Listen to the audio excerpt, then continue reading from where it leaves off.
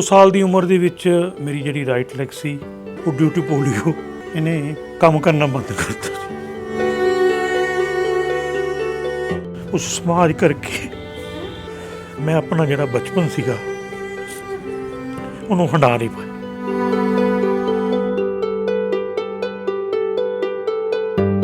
Practice ਹੁੰਦੀ ਸੀ, ਖੇਲਦਾ ਰਹਿੰਦਾ ਸੀ ਮੈਂ, ਲੇਕਿਨ ਜਦੋਂ ਸਿਲੈਕਸ਼ਨ ਦਾ ਟਾਈਮ ਆਉਂਦਾ ਸੀ ਤਾਂ ਮੈਨੂੰ ਕਹਿੰਦੇ ਸੀਗੇ ਵੀ ਨਹੀਂ, ਤੈਨੂੰ ਸਿਲੈਕਟ ਨਹੀਂ ਕਰ ਸਕਦੇ ਕਿਉਂਕਿ ਤੂੰ ਫਿਜ਼ੀਕਲੀ ਹੈਂਡੀਕੈਪ। ਕਹਿੰਦਾ ਭੰਗੜਾ ਪਾਉਣਾ ਲੂਲੇ ਤੇ ਲੰਗੜਿਆਂ ਦਾ ਕੰਮ ਨਹੀਂ, ਜਿਹੜੇ ਕੰਮਾਂ ਤੋਂ ਮੈਨੂੰ ਰੋਕਣਗੇ ਉਹ ਕੰਮ ਕਰਕੇ ਦਿਖਾਉਣਾ। ਜਿੱਤਾ ਜਿੱਤਾ ਕਰੇ ਮੇਲ ਨੇ ਜਿੱਤਾ ਬਲੂ ਬਥੇਰਾ ਵੀ ਸਾਰੇ ਪਿੰਡ ਦਾ ਇਕੱਠ ਹੋ ਗਿਆ, ਸਾਰੇ ਪਿੰਡ ਦਾ ਇਕੱਠ ਹੋ ਗਿਆ, ਭਰਿਆ ਪਿਆ ਬਨੇਰਾ ਨੀ ਜੇ ਤੈਨੂੰ ਸੱਟ ਲੱਗਦੀ।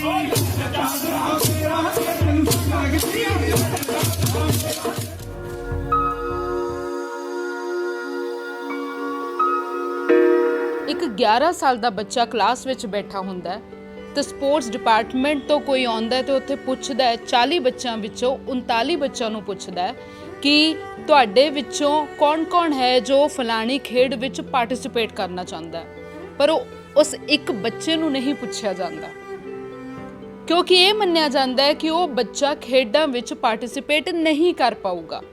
ਤੇ ਬਾਅਦ 'ਚੋਂ ਉਹੀ ਜੋ ਬੱਚਾ ਹੈ ਆਪਣੇ ਆਪ ਨੂੰ ਪ੍ਰੂਵ ਕਰਨ ਵਾਸਤੇ ਇੰਨੀ ਮਿਹਨਤ ਕਰਦਾ, ਦਿਨ ਰਾਤ ਇੱਕ ਕਰ ਦਿੰਦਾ ਕਿ ਅੱਜ ਉਹੀ ਸਮਾਜ, ਉਹੀ ਸੁਸਾਇਟੀ ਉਸ ਬੱਚੇ ਦੇ ਪਿੱਛੇ ਜਾ ਰਹੀ ਹੈ, ਉਹਨੂੰ ਫੋਲੋ ਕਰ ਰਹੀ ਹੈ। ਉਹਨਾਂ ਵਿੱਚੋਂ ਇੱਕ ਨੇ ਹਰਿੰਦਰਪਾਲ ਸਿੰਘ ਜੀ, ਜੋ ਕਿ ਇਸ ਵਕਤ ਮੇਰੇ ਨਾਲ ਮੌਜੂਦ ਨੇ, ਜੋ ਕਿ ਅੱਜ ਦੀ ਤਾਰੀਖ ਵਿੱਚ ਪੰਜਾਬ ਸਰਕਾਰ ਵਿੱਚ ਆਰਕੀਟੈਕਚਰ ਡਿਪਾਰਟਮੈਂਟ ਵਿੱਚ ਕੰਮ ਕਰਦੇ ਨੇ ਤੇ ਉਹਦੇ ਨਾਲ ਨਾਲ ਉਹਨਾਂ ਨੇ ਪੰਜਾਬ ਦੀ ਸੱਭਿਆਚਾਰ ਨੂੰ ਜੀਵਿਤ ਰੱਖਿਆ ਲੋਕ ਨਾਚ ਦੇ ਦੁਆਰਾ, ਜਿਹਦੇ ਕਰਕੇ ਉਹਨਾਂ ਨੂੰ ਭਾਰਤ ਦੇ ਜੋ ਰਾਸ਼ਟਰਪਤੀ ਨੇ ਉਹਨਾਂ ਵੱਲੋਂ ਵੀ ਸਨਮਾਨਿਤ ਕੀਤਾ ਗਿਆ। ਹਰਿੰਦਰਪਾਲ ਜੀ, 2 ਸਾਲ ਦੀ ਉਮਰ ਵਿੱਚ ਪੋਲੀਓ ਦੇ ਕਰਕੇ ਤੁਹਾਡੀ ਜੋ ਇੱਕ ਲੱਤ ਹੈ, ਜਿਵੇਂ ਕਿ ਤੁਸੀਂ ਦੱਸਿਆ, ਉਹਨੇ ਨਾਰਮਲੀ ਫੰਕਸ਼ਨ ਕਰਨਾ ਬੰਦ ਕਰ ਦਿੱਤਾ। ਉਹ ਜੋ ਛੋਟਾ ਜਿਹਾ ਬੱਚਾ ਸੀ, ਆਪਣੇ ਨਾਲ ਤਾਂ ਇੱਕ ਲੜਾਈ ਸੀਗੀ ਹੀ, ਉਹਦੇ ਨਾਲ ਨਾਲ ਘਰ ਪਰਿਵਾਰ ਨਾਲ ਤੇ ਸਮਾਜ ਵਿੱਚ ਤੁਸੀਂ ਕਿਵੇਂ ਮੂਵ ਕੀਤਾ, ਉਹ ਸੰਘਰਸ਼ ਕਿਵੇਂ ਕੀਤਾ? 2 ਸਾਲ ਦੀ ਉਮਰ ਦੇ ਵਿੱਚ ਮੇਰੀ ਜਿਹੜੀ ਰਾਈਟ ਲੈਗ ਸੀ ਉਹ ਡਿਊ ਟੂ ਪੋਲੀਓ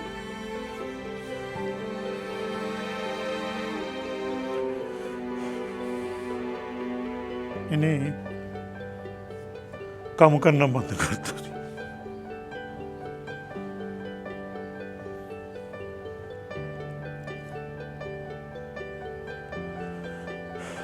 ਪਰ ਮੇਰੇ ਪੇਰੈਂਟਸ ਦੀ ਹਿੰਮਤ ਹੈ ਕਿ ਅੱਜ ਮੈਂ ਤੁਰਿਆ ਫਿਰਦਾ, ਪਰ ਸਮਾਜ ਦਾ ਜਿਹੜਾ ਵਤੀਰਾ ਸੀ ਉਹ ਮੇਰੇ ਪ੍ਰਤੀ ਚੰਗਾ ਨਹੀਂ ਰਿਹਾ। ਉਹਦਾ ਸਦਾ ਮੈਨੂੰ ਮਲਾਲ ਵੀ ਹੈ ਕਿਉਂਕਿ ਉਹਨਾਂ ਦੇ ਕਰਕੇ, ਉਸ ਸਮਾਜ ਕਰਕੇ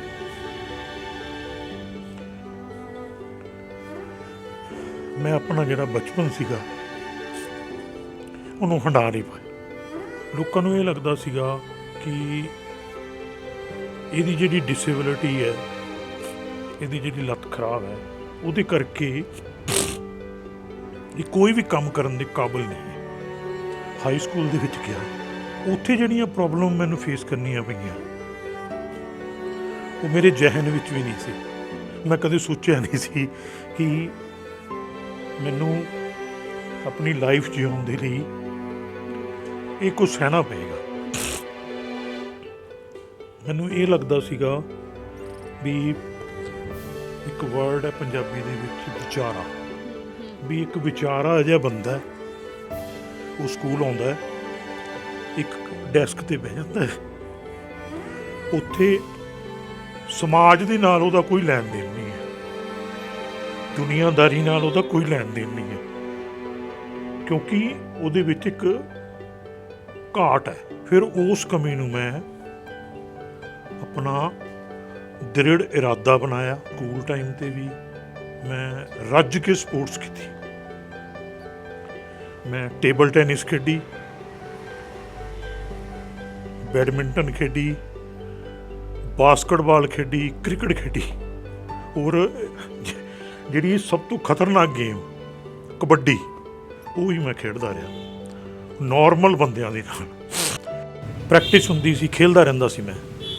ਲੇਕਿਨ ਜਦੋਂ ਸਿਲੈਕਸ਼ਨ ਦਾ ਟਾਈਮ ਆਉਂਦਾ ਸੀ ਤਾਂ ਮੈਨੂੰ ਕਹਿੰਦੇ ਸੀਗੇ ਵੀ ਨਹੀਂ, ਤੈਨੂੰ ਸਿਲੈਕਟ ਨਹੀਂ ਕਰ ਸਕਦੇ ਕਿਉਂਕਿ ਤੂੰ ਫਿਜ਼ੀਕਲੀ ਹੈਂਡੀਕੈਪ। ਹੁਣ ਇਹਨਾਂ ਨੂੰ ਉਹ ਕੰਮ ਕਰਕੇ ਦਿਖਾਉਣੇ ਆ ਜਿਹੜੇ ਕੰਮਾਂ ਤੋਂ ਮੈਨੂੰ ਰੋਕਣਗੇ, ਉਹ ਮੈਂ ਜਾਣ ਕੇ ਕਰਕੇ ਦਿਖਾਊਂਗਾ।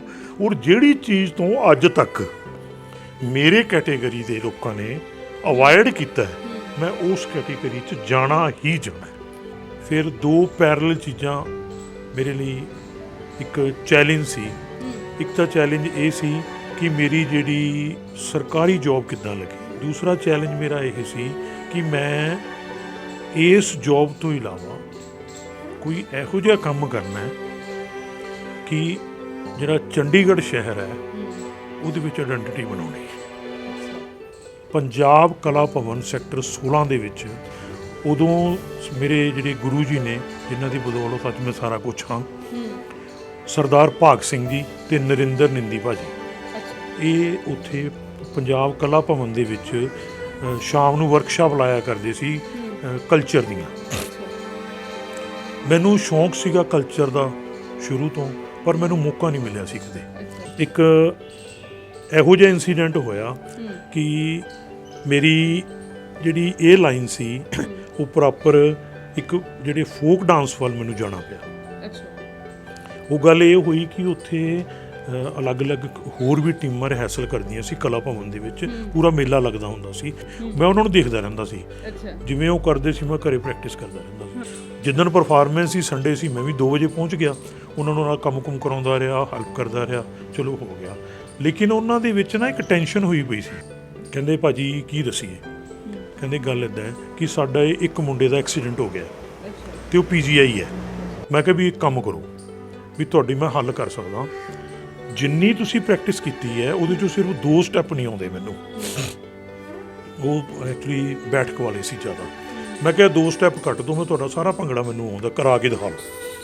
ਕਹਿੰਦੇ ਕਰਕੇ ਦਿਖਾ। ਮੈਂ ਕਿਹਾ ਠੀਕ ਹੈ। ਉਸ ਤੋਂ ਬਾਅਦ ਉਹਨਾਂ ਨੇ ਮੇਰੇ ਡਰੈਸ ਪਾਈ, ਸਾਰਾ ਕੁਝ ਹੋਇਆ ਔਰ ਲਗਭਗ ਸ਼ਾਮ ਦੇ 7 ਵਜੇ, ਚਲੋ ਜੀ 7:15 ਵਜੇ ਉਹ ਮੁੰਡਾ ਆ ਗਿਆ ਜਿਹਦੇ ਸੱਟ ਲੱਗੀ ਸੀ।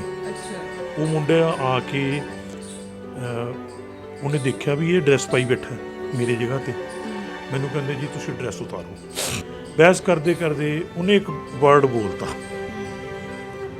ਕਹਿੰਦਾ ਵੀ ਭੰਗੜਾ ਪਾਉਣਾ, ਵੈਸੇ ਮੈਨੂੰ ਬੋਲਣਾ ਤਾਂ ਨਹੀਂ ਚਾਹੀਦਾ, ਕਹਿੰਦਾ ਭੰਗੜਾ ਪਾਉਣਾ ਲੂਲੇ ਤੇ ਲੰਗੜਿਆਂ ਦਾ ਕੰਮ ਨਹੀਂ।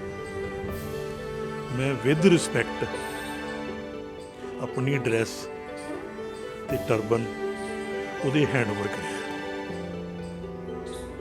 ਔਰ ਉਹਨੂੰ ਚੈਲੰਜ ਕਰਕੇ ਆਇਆ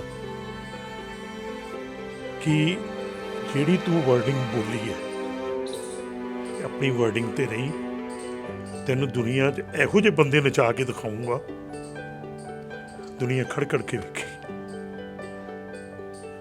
ਉਸ ਤੋਂ ਬਾਅਦ ਟੈਗੋਰ ਤੋਂ ਮੈਂ ਘਰੇ ਆਇਆ। ਹੌਲੀ ਹੌਲੀ ਮੇਰੇ ਵਰਗੇ ਬੰਦੇ ਲੱਭਣੇ ਸ਼ੁਰੂ ਕੀਤੇ। ਉਹ ਸਾਰੇ ਜਣੇ ਅਸੀਂ ਇਕੱਠੇ ਹੋ ਗਏ। ਫਿਰ ਅਸੀਂ 8 ਜਣੇ ਭੰਗੜਾ ਕਰਨ ਲੱਗੇ। 8 ਜਣਿਆਂ ਦਾ ਭੰਗੜਾ ਲਗਭਗ ਅਸੀਂ 250 ਸਟੇਜਾਂ ਕੀਤੀਆਂ ਔਰ ਅਮਰੀਕਾ ਵੀ ਅਸੀਂ ਉਸ ਭੰਗੜੇ ਨੂੰ ਪਰਫਾਰਮ ਕਰਕੇ 80% ਦੇ ਕਰੀਬ ਜਿਹੜੇ ਭੰਗੜੇ ਵਾਲੇ ਕਲਾਕਾਰ ਸੀ, ਅਸੀਂ ਸਾਰਿਆਂ ਨੇ ਵਿਆਹ ਕਰਵਾਏ। ਨਾਰਮਲ ਸਾਡੀਆਂ ਵਾਈਫਸ ਨੇ ਔਰ ਮੇਰੇ ਵਾਈਫ ਪੁਸ਼ਪਾ ਰਾਣੀ, ਜਿਹੜੇ ਕਿ ਅਸੀਂ ਇੱਕੋ ਹੀ ਸ਼ਹਿਰ ਦੇ ਰਹਿਣ ਵਾਲੇ ਹਾਂ, ਮਲੋਟ ਮੰਡੀ ਦੇ ਲਾਗੇ ਘਰ ਹੈ ਸਾਡੇ। ਪਰ ਉਸ ਤੋਂ ਬਾਅਦ ਅਸੀਂ ਇੱਥੇ ਆ ਗਏ। ਇਸ ਫੀਲਡ ਦੇ ਵਿੱਚ ਮੈਂ ਤਦ ਹੀ ਕਾਮਯਾਬ ਹੋ ਸਕਿਆ ਕਿਉਂਕਿ ਮੇਰੀ ਵਾਈਫ ਨੇ, ਮੇਰੇ ਬੱਚਿਆਂ ਨੇ, ਮੇਰੀ ਫੈਮਿਲੀ ਨੇ, ਇਹਨਾਂ ਸਾਰਿਆਂ ਨੇ ਇਸ ਚੀਜ਼ ਦੇ ਵਿੱਚ ਮੇਰੀ ਮਦਦ ਕੀਤੀ।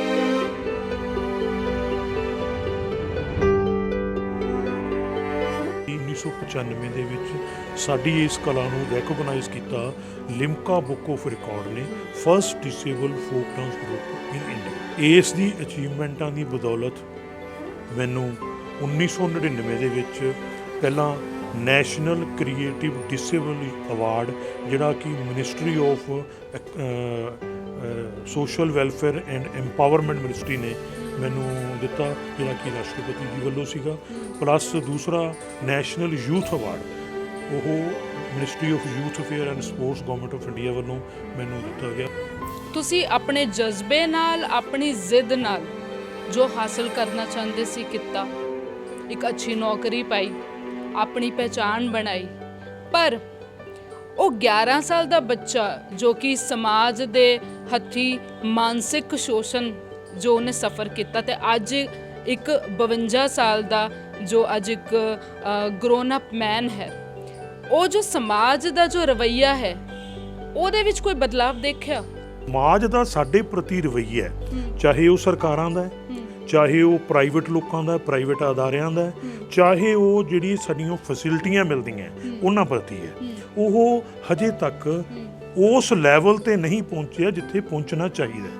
ਇੱਕ ਪੰਜਾਬ ਦਾ ਚੈਨਲ ਹੈ, ਉਸ ਚੈਨਲ ਦੇ ਵਿੱਚ ਕਿਸੇ ਚੀਜ਼ ਦੀ ਡਿਬੇਟ ਚੱਲ ਰਹੀ ਸੀ। ਉਸ ਡਿਬੇਟ ਦੇ ਉੱਤੇ ਤੁਸੀਂ ਗੱਲ ਤਾਂ ਕਿਸੇ ਹੋਰ ਚੀਜ਼ ਦੀ ਕਰ ਰਹੇ ਹੋ, ਤੇ ਵਿੱਚ ਸਾਡੀ ਕੈਟੇਗਰੀ ਨੂੰ ਵਾਰ-ਵਾਰ ਕਿਉਂ ਭੰਡ ਰਹੇ ਹੋ ਤੁਸੀਂ? ਉਹ ਵਾਰ-ਵਾਰ ਕਰ ਰਹੇ ਸੀ ਵੀ ਲੰਗੜਾ ਬਜਟ, ਲੰਗੜਾ ਬਜਟ। ਮੈਂ ਉਹਨਾਂ ਨੂੰ ਫਿਰ ਕਿਹਾ, ਮੈਂ ਕਿਹਾ ਜੀ ਤੁਸੀਂ ਜੇ 14 ਦਾ ਐਕਟ, 16 ਦਾ ਐਕਟ ਤੇ 19 ਦਾ ਐਕਟ ਜਿਹੜਾ ਗਵਰਨਮੈਂਟ ਆਫ ਇੰਡੀਆ ਵੱਲੋਂ ਪਾਸ ਕੀਤਾ ਗਿਆ, ਉਹਨਾਂ ਐਕਟਾਂ ਨੂੰ ਦੇਖੋ ਤਾਂ ਇਹ ਵਰਡ ਖਤਮ ਕਰ ਦਿੱਤੇ ਗਏ ਹੈ। ਇਹ ਸਾਨੂੰ ਚੁੱਭਦੇ ਹੈ, ਸਾਡੇ ਲਈ ਇਹ ਛੁਰੀ ਦਾ ਕੰਮ ਕਰਦੇ ਹੈ। ਸਮਾਜ ਨੂੰ ਇਹ ਗੱਲ ਅਪਣਾਉਣੀ ਪਏਗੀ, ਉਹ ਜਿੰਨੀਆਂ ਵੀ ਕਮੀਆਂ ਨੇ ਉਹਨਾਂ ਕਮੀਆਂ ਨੂੰ ਭੁਲਾ ਕੇ ਬੰਦੇ ਨੂੰ ਅੱਗੇ ਲੈ ਕੇ ਆਓ, ਉਹਦੀਆਂ ਲੱਤਾਂ ਨਾ ਖਿੱਚੋ।